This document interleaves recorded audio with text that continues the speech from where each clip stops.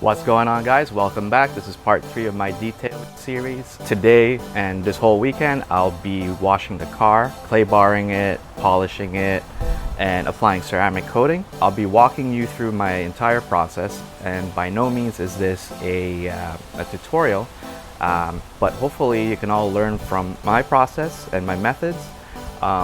You can also feel free to ask me any questions via DM or commenting on this video. So let's get to it. Okay, so the first thing I do usually is when I'm doing a big job like this, I take the STI wing off. It just makes it so much easier to polish the deck lid, and then I can polish this separately. And I'm obviously going to wash this separately off camera, but yeah, that's the first step I do.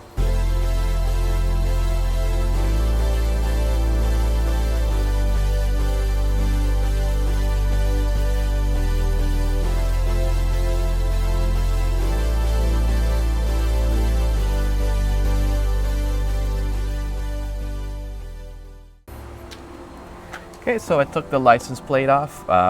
Obviously, it makes it easier to polish without the license plate off. And I noticed there's some residue here from the double-sided tape that I use to, keep the license plate from rattling when the base hits.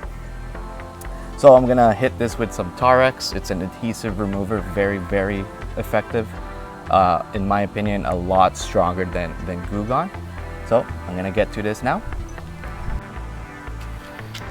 Okay, so first I'm going to hit this with some quick detailer, just clean off the dirt, like so. Okay, I'm going to use Tar X. I put it into this bottle here to make it easier to spray. But I'm not going to spray it on the paint, I'm going to spray it on the towel, just in case there's any adhesives here that you don't want to dissolve with this.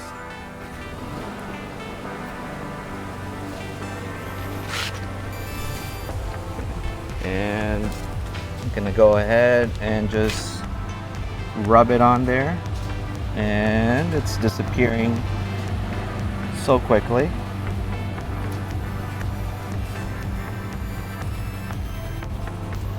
Top.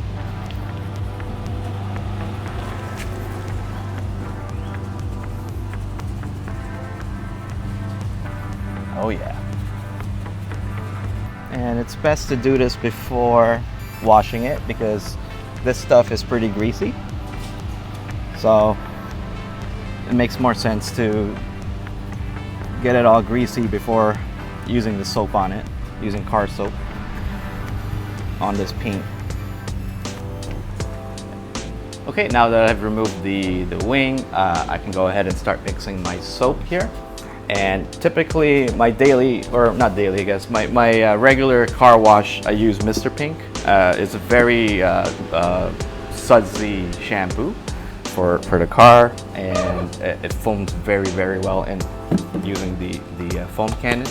However, since I need a clean slate, so to speak, on the paint, meaning removing all the grease, bugs, any leftover wax that might have been left over there, or sealants, I'm going to be using Chemical Guy's Clean Slate surface cleanser wash. It's a wax and sealant stripper, so it's very effective in getting as much grease off the car as possible.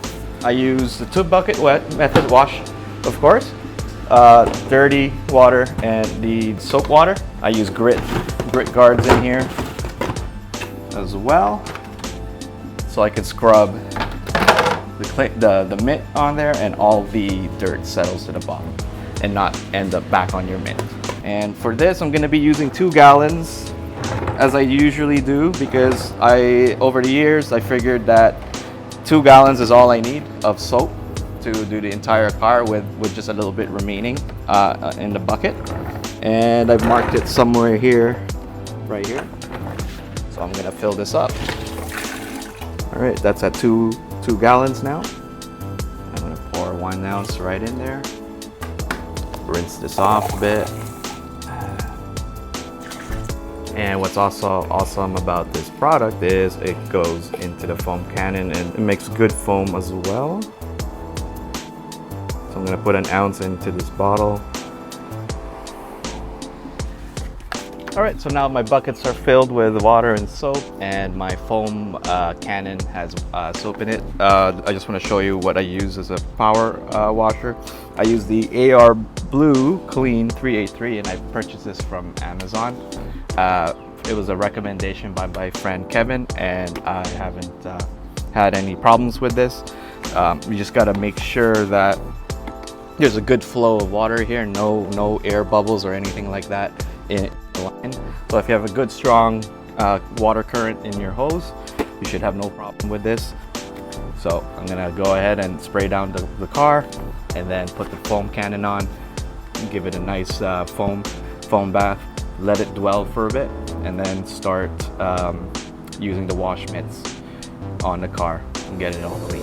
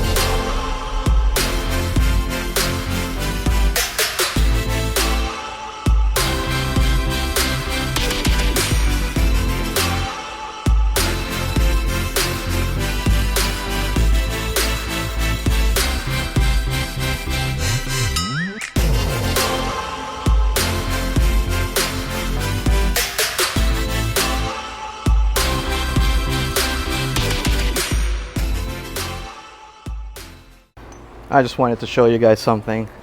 People often neglect to clean the blades, the wiper blades, and this is what happens when you try to clean it. You see all that right here, that black, that's dirt. That's from the wiper blade. So if you don't clean it, you're gonna end up wiping that dirt all over your windshield over and over. So there's no, you haven't really done much in terms of cleaning if you don't do that last step. So my advice, clean the windshield wiper blades.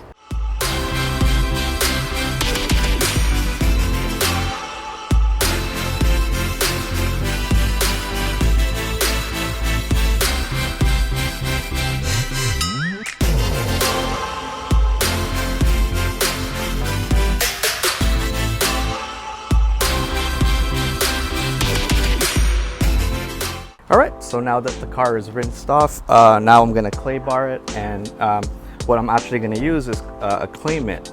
This one's from Chemical Guys. It's got this rubberized coating on it, and it's so much more efficient than using a clay bar. What I'm gonna do is use the remaining soap water in my bucket here, and just go over all the panels and just feel out, the roughness, and just go over all the panels, one panel at a time. So this is a really effective and efficient method of clay barring. So I threw all my clay bars out when I discovered this product. So shout out to Chemical Guys for making a great clay mitt.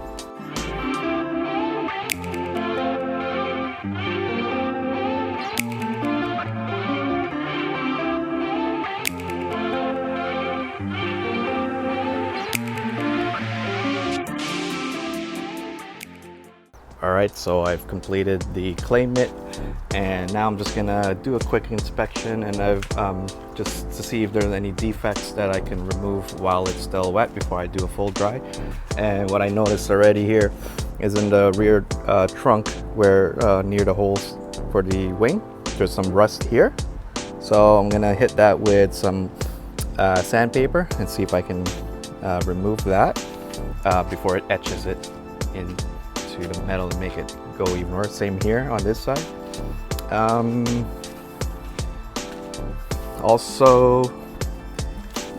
Also I'm gonna scuff up the side skirt here.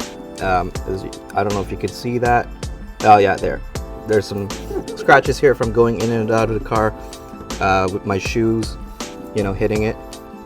So I'm gonna scuff that up with the sandpaper so I can polish it later. And also I know that there's a scratch here, I think. Yeah, there's a scratch. I don't know if you can see that here. Yes, there it is, right there. So I'm gonna try to wet sand that as well, scuff it up so I can polish it after. And there's one more scratch that I remember seeing, or I'm not even sure what this is, but it's right here. I'm not sure what that is, so I'm gonna hit that with a sandpaper as well and see. It could be, because sometimes I have a key, I have the keys in my right pocket and I'm going inside the car, and potentially that's how this happened. Such a weird shape, you know. So I'm gonna scuff that up too. But that looks pretty deep. Same up here, a few scratches here and here. But let's see what I can do with the sandpaper. And I found one more scratch here. Hopefully this is it. Right here on the rear driver's side quarter panel. So I'm gonna get rid of that. Hopefully that's all of it. Maybe this one. I think I can get rid of these with just the polisher. That shouldn't be a problem. It's not too deep. Yeah, not too deep. All right, I just wanted to show you guys something. I kind of messed up here. I was trying to wet sand here to try to make this scratch disappear, and unfortunately I burned through the paint here. It's really thin. The paint is really thin on these edges here, and as well as like these body lines. So unfortunately I wasn't paying attention and I burned right through it. So I'm gonna stop that here. I'm gonna have to touch it up with some touch-up paint. So just fair warning to anyone trying this out, please be careful. And if you have like paint thickness gauge, even better. They're so expensive now, but I think I'm gonna have to invest in one in the future. So don't let this happen to you guys.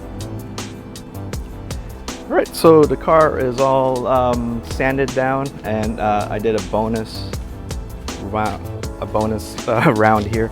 I sanded this part of the bumper as well. The orange peel was really bothering me on this one, so I went ahead and scuffed it up. And also there were a few little scratches here and there, so I went ahead and did that.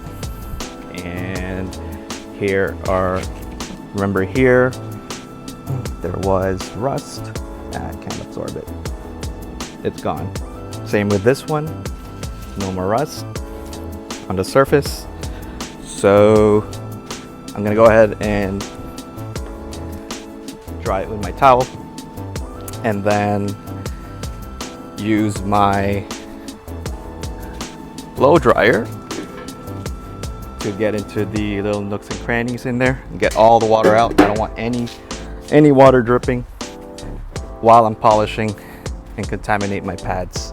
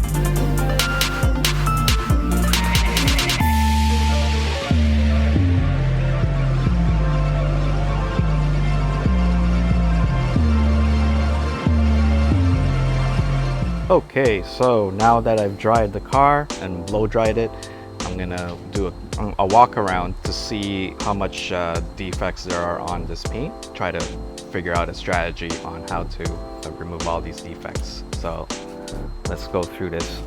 All right, that's just some watermarks from washing it. I didn't dry it in time. I could see some marring here from the clay mitt. Yeah, and swirls, really fine swirls. I think the polish, a light polish can remove that. This side doesn't look too bad. Not deep swirls, just light swirls. Polish can easily remove that. Obviously, this one is going to need some compounding, just like in part 2. So I'm going to tackle these, the wet sanded parts first, and then go over it with the light polish. Yeah, look at that. Lots of swirls. So whenever people say, oh, your car is so shiny, oh, you know, it looks great, and you bring out the flashlight, no. So imagine this as the sun, right? So when it's under the sun, you'll definitely see how swirly it is. Of course, the side skirt, I scuffed this up to remove some of these scratch marks or make it look less obvious, and I'm gonna go over that too. Oh yeah, I forgot about this one. There's this scratch here.